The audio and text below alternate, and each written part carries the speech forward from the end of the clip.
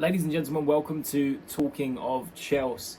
Today we're going to stray away from Chelsea ever so slightly and we're going to look at doing a full Premier League prediction for the 24-25 season. So I'm going to run through my predicted table. I'm going to look at top scorer, top assister, Golden Glove, Player of the Year, Young Player of the Year, first manager sacked, and have a little bit of a discussion about why I am thinking these things will happen. Before we get into the video, please do remember to subscribe to the channel if you're enjoying the content and if you want to see more specifically Chelsea focused content, and give this video a like if you agree with my predictions. So let's start then with the Premier League table. I'm going to go bottom to top and I'm going to have to look at my notes because I can't remember it that well. So bottom three, I've got Southampton 20th. I'm just not really sure if they're going to be good enough to compete in the Premier League. I'm not sure they're at that level. I think they did concede quite a few goals in the Championship last year. I haven't been hearing too much about the signings they've made, so I'm not sure if they've upgraded at all. I'm not sure if they're just going to be able to hold their own back in the Premier League again. 19th is a bit of a controversial one. I've actually gone for Fulham. I'm just not too convinced by their signings. I know they've played okay in pre-season. Emil Smith-Rowe is a nice signing, but as a whole, I don't know. I feel like Fulham have been sort of average for a long time, and I think they're due a really poor season. And I don't know. I'm not convinced by them at the minute. So I feel like this could be a bit of a shock, and Fulham could end up getting relegated from the Premier League. Then in 18th place, I've gone Nottingham Forest. I'm just not sure, to be honest. I'm just not sure that they're there. I feel like they've been sort of flirting with going down for the last couple of years, managed to survive. They've played okay at times and they've played poorly at other times, but I'm just not sure about their signings. I'm not sure about the level of the squad, to be honest. And I just feel like this could be the year where they end up going down. And that is because I feel like the two teams that I've got sitting above them have strengthened pretty well, and I do think they will survive. So those two teams in 17th and 16th are the two promoted teams other than Southampton. I've got Ipswich 17th and Leicester 16th. I feel like both of them are strong. Ipswich will be super cool to see them in the Premier League.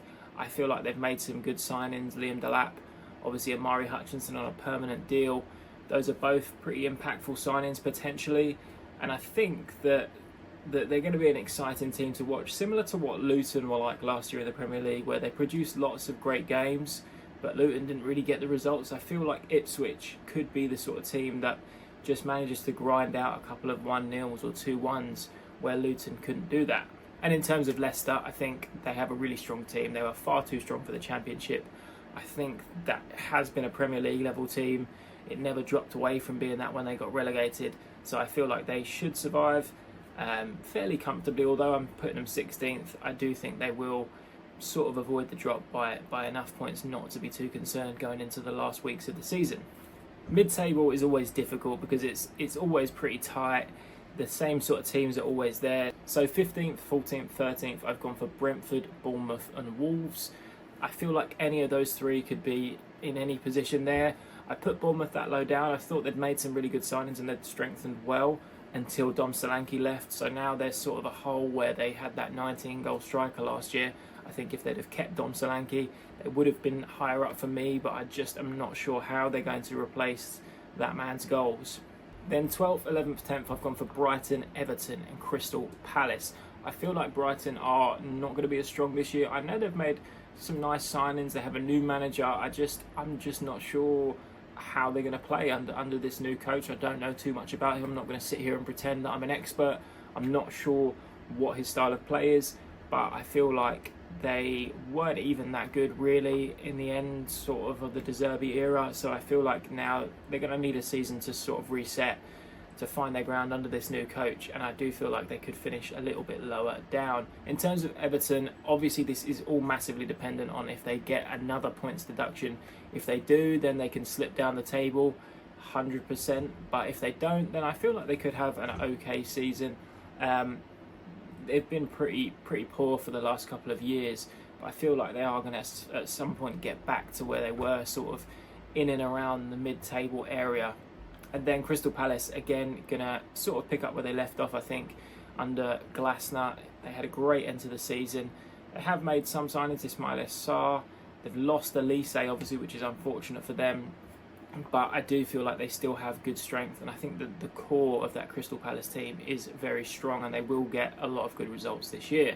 Moving on to the couple of places just outside of Europe, I've gone for West Ham in ninth. I've been super impressed with West Ham's summer signings. I feel like they've strengthened in all the right areas, and their forward line now, if you look at what they could be starting with, is actually very, very impressive. So West Ham are a team who I think personally should be challenging for Europe here. They've got a great manager in Lopetegui. They've signed some excellent players. They've strengthened their back line and their front line as well as their midfield. They've pretty much strengthened all over other than the goalkeeping position. So I think West Ham could be a team to look out for this year, as much as it pains me to say. And then, like I said, above West Ham, I've got Newcastle. I don't feel like they're ready to go back and challenge for those top European spots just yet. I feel like maybe I'm even being generous by saying 8th. I'm just not convinced by them at all. I feel like they have quality, of course they do, but I don't know, they were very leaky last year. They were very leaky and disorganised at the back, and I just feel like that could still be a problem which comes to haunt them this season. So on to the places just outside the top 4, 7th, 6th and 5th. I've gone for Manchester United, Aston Villa and Spurs.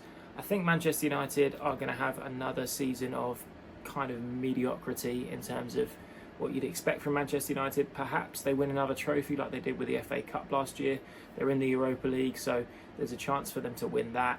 Aston Villa, of course, are playing in the Champions League for the first time in a long time now, so I think they are going to have to adapt to the extra intensity that playing on Champions League nights demands, and I think that could have a detrimental effect on their Premier League form. So that's why I've put them down in 5th and not, in 6th and not a little bit higher up like they were last year. So I feel like Villa will still do really well. They've made some brilliant signings. I think Amadou Onana in the middle could be one of the signings of the season. So it will be interesting to see how they do, but I've gone for 6th. And then 5th, Tottenham Hotspur. I'm just not sure about this, to be honest. I feel like from what I've been seeing, and maybe this is incorrect, but I don't know if Spurs fans are too happy with the style of play under Ange Postecoglou. I feel like some people are starting to get a little bit worried that it's a bit too erratic, a bit too sort of all guns blazing going forward and not too organised coming backwards. So I think Spurs could have a troubled season at times, but I do think overall they will manage to get into Europe and they will still be challenging for those top 4 spots. In terms of the top 4 then, 4th, I have gone for Chelsea. I do believe that we are going to get top 4 this year. I think we have the strength in the squad to do it. I think we'll also win the Conference League, no doubt about that. If we don't, then I think there should be serious questions raised. I think Maresca and his system and his players are going to surprise a lot of people. I think some people are writing Chelsea off to be back down in 8th and 9th again, but I just can't see that happening. I think the way we finished the season, and to be honest, the way we played most of last season, although we didn't get a lot of results, we created a lot of chances.